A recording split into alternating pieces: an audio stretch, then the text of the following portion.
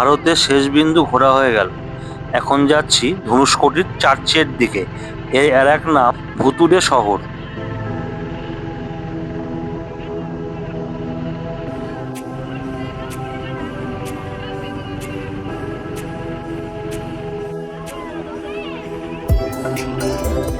চলে আসলাম পুরনো ধনুষ্কোটি শহরে। 1864 সালে 22-23 ডিসেম্বর মহাপ্রলয় আসে, আর সেই প্রলয়ে এই শহরটি সম্পূর্ণভাবে ধ্বংসপ্রাপ্ত হয়। এই শহরের মধ্যে ছিল church, rail station, post office, school এবং জনবসতি। সেই প্রাকৃতিক দুর্যোগে প্রায় 1800 মানুষ প্রাণ হারিয়েছিলেন। তারপর থেকে এই শহরে বসবাস সম্পূর্ণ নিষিদ্ধ হয়ে যায়। স্থানীয় কিছু জেলে পরিবার একমাত্র এইখানে বসবাসের অনুমতি পান। সকাল 6টা থেকে সন্ধ্যা 6টা অবধি এইখানে ভ্রমণের অনুমতি আছে। এই সেই ধ্বংসপ্রাপ্ত চার্চ।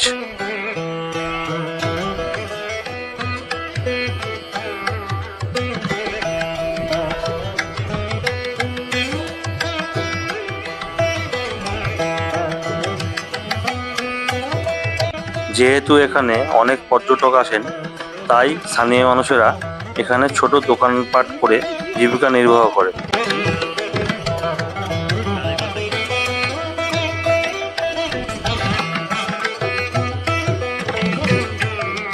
এই চার্চের উল্টো দিকেই আছে সেই ধ্বংস হয়ে যাওয়া ঐতিহাসিক রেল স্টেশন।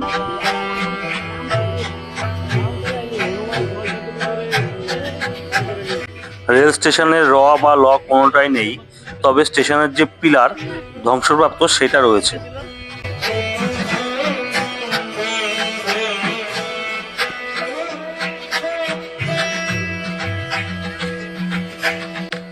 পিলারগুলি ব্রিটিশ আমলের তৈরি।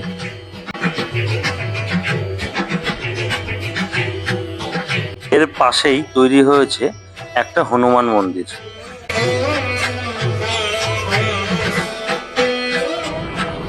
এখন আমরা বেরিয়ে পড়লাম আমাদের প্রাক্তন রাষ্ট্রপতি মিসাইল ম্যান এপিজে আব্দুল কালামের বাড়ির দিকে।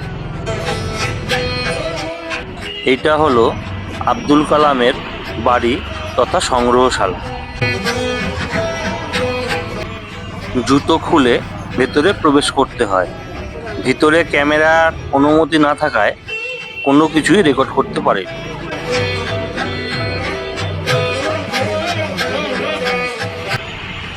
এবার দেখব ভাসমান শিলা।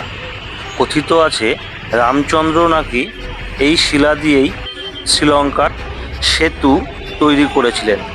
প্রবেশ করতে হলে 10 টাকা দিতে হবে, তবে ফটোগ্রাফি অ্যালাউ না থাকায় ভাসমান শিলা এইখানে রেকর্ড করতে পারে।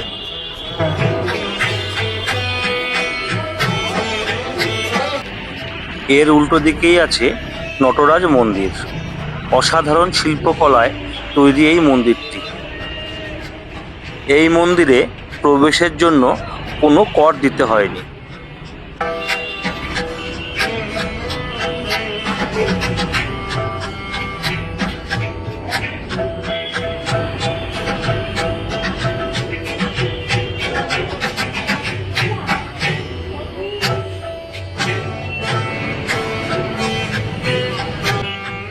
এই নটরাজ মন্দির থেকে 100 মিটার দূরেই আছে বিষ্ণু মন্দির।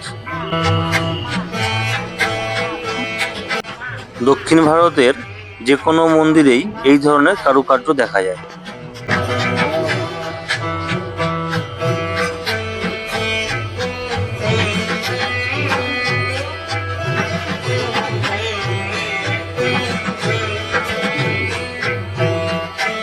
এই পুকুরটিকে বলা হয় দুধ পুকুর।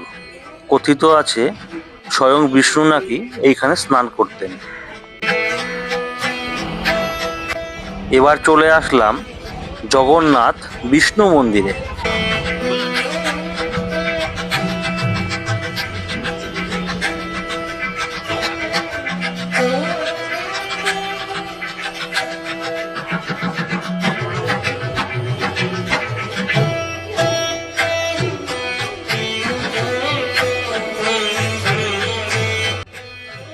সামনে যে ছোট ছোট মূর্তিগুলো দেখা যাচ্ছে, এগুলো মানত রাখার জন্য।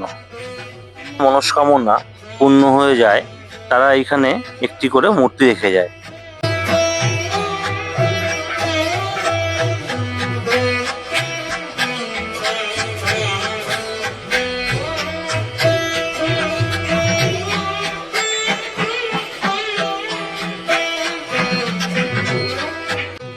ভেতরে ফটোগ্রাফি বা ভিডিওগ্রাফি অ্যালাউ নেই। আমার ক্যামেরা দেখেই রে রে করে তেড়ে উঠল।